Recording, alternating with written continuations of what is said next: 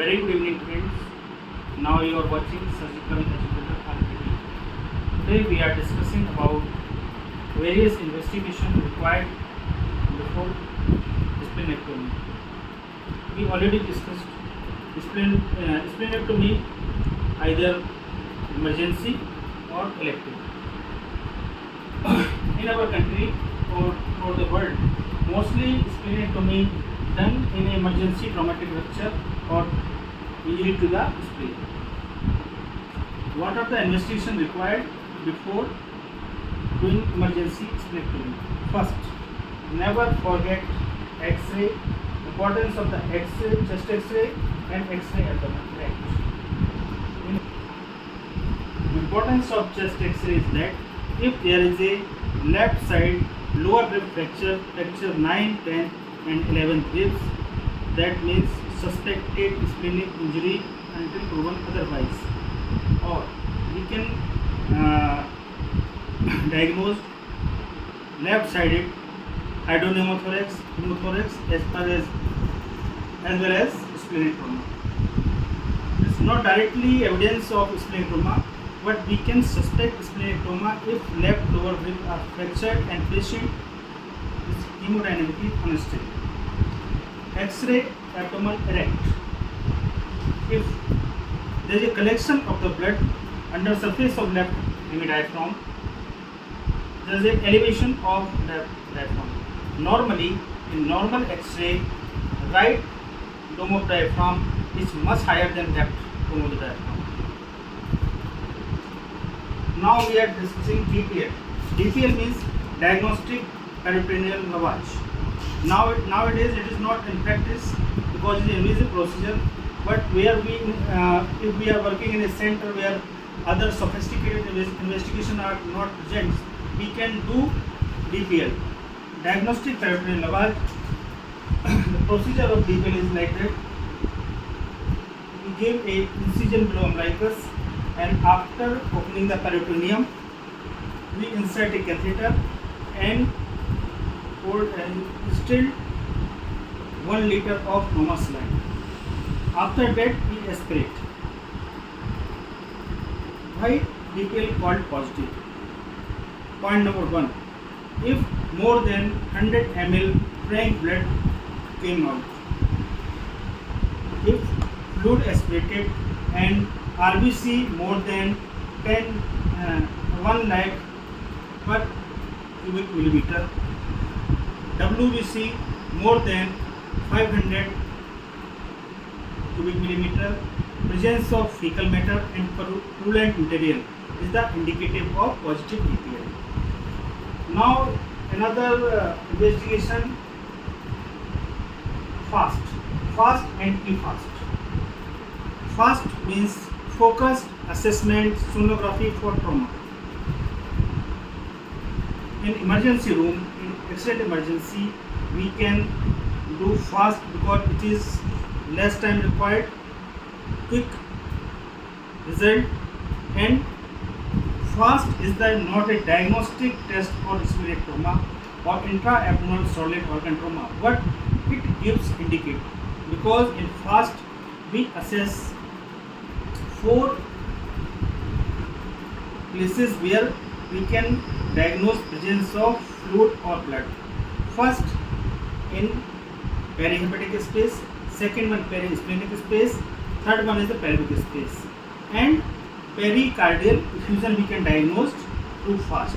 Now we are using e-fast term. E-fast means extended fast. So we can do ultrasound of chest, lower chest, and diagnose presence of fluid, and even in case of pneumothorax, because in case pneumothorax, because in case of pneumothorax, loss of seesaw sign. Normally, in normal human being, if we do chest USG, there is a to and fro movement of pleura. Provide image like a waves of sea touching the shore, come and go out. But in case of pneumothorax, this effect seizure sign is absent. Presence of fluid more than 100 ml in any peritoneal pouch is indicative of positive fast. If fast is positive and patient is hemodynamic unstable, so we can do diagnostic laparoscopy or exploratory laparotomy. Nowadays, diagnostic laparoscopy is the 100% sensitive for the diagnosis of blunt trauma abdomen because it is less invasive. So if we can postpone the exploratory laparotomy. USG abdomen in CECT. Always remember, ultrasound abdomen and contrast enhanced tomography are the best method to diagnosis extent and severity of the disease, but it can be used only for the stable patient. Through CT and USG, what is the finding? Presence of the blood, hemoperitoneum, laceration of the spleen, intraparenchymal hemorrhage of the spleen, and most important, subcapsular hematoma of the spleen. Subcapsular hematoma always considered as a warning sign because in case more than 50% of the splenic surface area covered by subcapsular hematoma, we have to close watch of the patient regarding vital and the serial CT scan advised after 42 hours if patient even is stable because spleen is covered by a capsule. There is a blood collection between capsule and splenic parenchyma. If by the time slowly hematoma enlarge and the pressure go inside the spleen, it can be converted into a term called fracture spleen.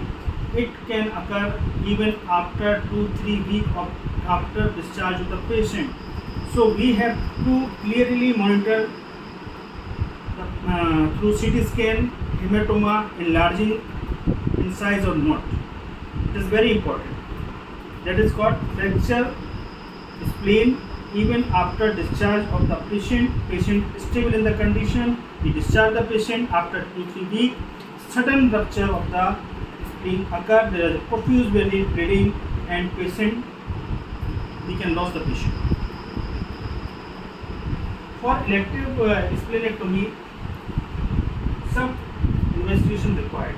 CVC, a term called hypersplenism, means this is due to overactivity of the spleen. There is a reduction in number of RBC, WBC, and platelets. Condition known as pancytopenia. Coombs test. There are two conditions hematological disorder like hereditary spherocytosis, ITP, and other cause of hemolytic anemia. In hereditary spherocytosis, treatment is splenectomy because the normal RBC have a concave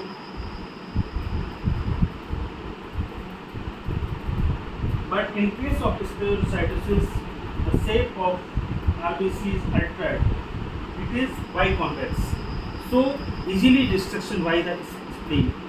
And Coombs test is negative in case of hereditary spherocytosis and positive in case of other cause of hemolytic anemia in which RBC destroyed by antibody mediated.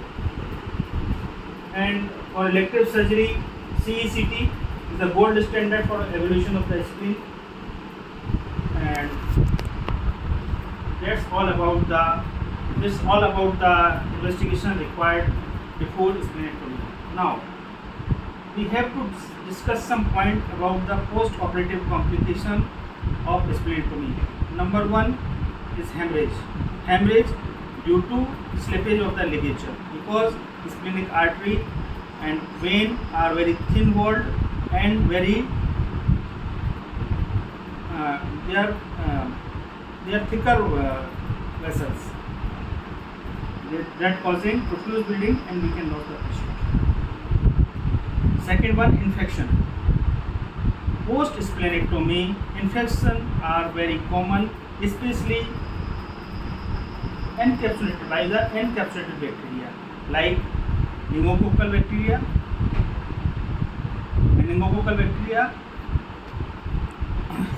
Haemophilus influenzae and others. So we have to give vaccination. In case of elective splenectomy, vaccination should be given 2 weeks prior to surgery, and in case of emergency, first dose of vaccine should be given just after the surgery and second dose should be given after 2 weeks of the surgery.